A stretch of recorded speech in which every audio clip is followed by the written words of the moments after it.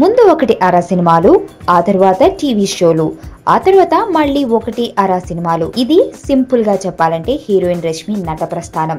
అయితే ఎన్ని సినిమాలు చేసినా, టీవీ షోలు చేసినా రాని పేరు ఒక్క గుంటూరు టాకీస్ సినిమాతో రష్మికి వచ్చేసింది. ఆ సినిమాలో సెక్సీగా, హాట్గా శృంగార సన్నివేశాలు రెచ్చిపోవడానికి రష్మి ఏమాత్రం వెనకడుగు వేయకపోవడమే అందుకు కారణం. ఈ గుంటూరు టాకీస్ సినిమాలో ముద్దు దృశ్యాల నుంచి కౌగిలింతలు, శృంగార సన్నివేశాల్లో రష్మి నటించలేదు, ఏకంగా జీవించేసింది. మొత్తం సినిమాకు మిక్స్డ్ టాక్ వచ్చిన రష్మి శృంగార అభినయం మాత్రం కుర్రకారుకు గిలిగింతలు పెట్టింది.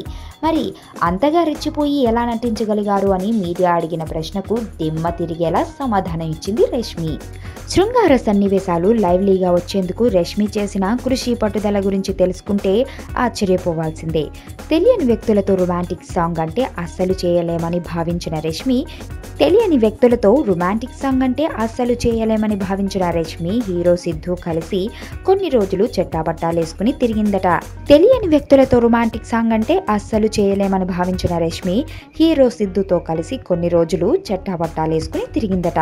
బాగా క్లోజ్ గా మూవ్ అయ్యారట. ఇద్దరి మధ్య కెమిస్ట్రీ కుదురుతుందన్న నమ్మకం వచ్చాకనే షూటింగ్ లోకి దిగారట. అది సంగతి. అందుకనే ఈ సినిమాలో శృంగార సన్నివేశాల్లో రష్మి అంతగా రెచ్చిపోయి నటించగలిగింది. ఈ ఇష్యూలో రష్మి సిన్సియారిటీని మెచ్చుకుంటున్న సినీ పండితులు ఓ సందేహం మాత్రం వ్యక్తం చేస్తున్నారు. శృంగార పాత్ర కాబట్టి ఇలా చేసింది, అదే ఓ హంతకురాలి పాత్రో, బందిపోటు పాత్ర ఇస్తే నిజంగానే తుపాకీ పట్టుకుని 4 మర్డర్లు చేయదు కదా అని సెటర్లు వేసుకుంటున్నారు ఫిలిం నగర్ జనం. టైం 2 రకాలు. ఒకటి గుడ్ టైం, 2 బ్యాడ్ టైం.